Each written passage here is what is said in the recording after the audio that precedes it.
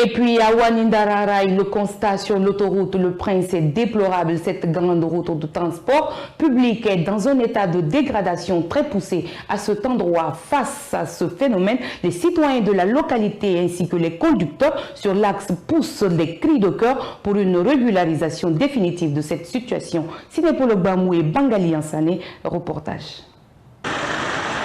C'est cette réalité que traversent les conducteurs et citoyens sur l'autoroute Le Prince au niveau de Wanindararay en cette période hivernale. Cet endroit abritant cette route principale est dans un état de dégradation, une situation qui occasionne à date une embuscade à la circulation des engins roulants. Face à ces spectacles sombres, ces citoyens nous parlent des difficultés auxquelles ils font face.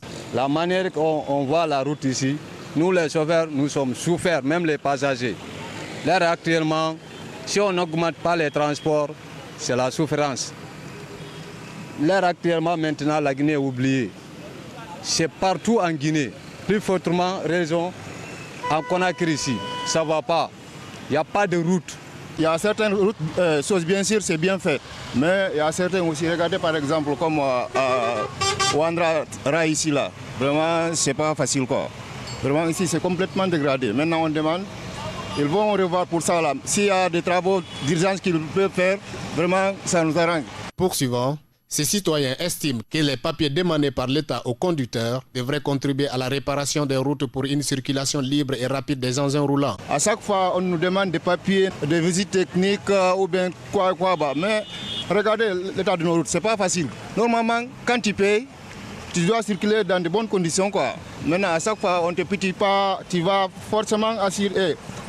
Payer pour les vignettes, assurance, visite technique, tout ça là. Mais je pense que tout ça là, c'est pour réparer nos routes là. Cet autre, il pointe du doigt la direction des entretiens routiers qui, selon lui, devrait prendre ses responsabilités. Le constat est très amer. Disons, dans une période hivernale, c'est très difficile de voir comme ça. La route devient impraticable depuis le début de cette saison pluvieuse.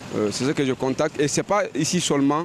Mais je vois qu'il y a un oubli total au niveau de la direction des entretiens routiers qui nous oublie parce que quand vous prenez les gens, c'est très difficile à pratiquer la route là. J'ai fait ce constat et après ici, après de l'autre côté. Donc c'est très difficile quand même. Vu cette situation, ces citoyens lancent un appel pour une régularisation définitive afin de permettre une circulation libre et rapide en cet endroit. Ha kabele jikira birim barakana wallahi mangasanji mali ala ko jikira kayela ngafanyira kanamara lagne toro dileri lagne toro ki afanyira.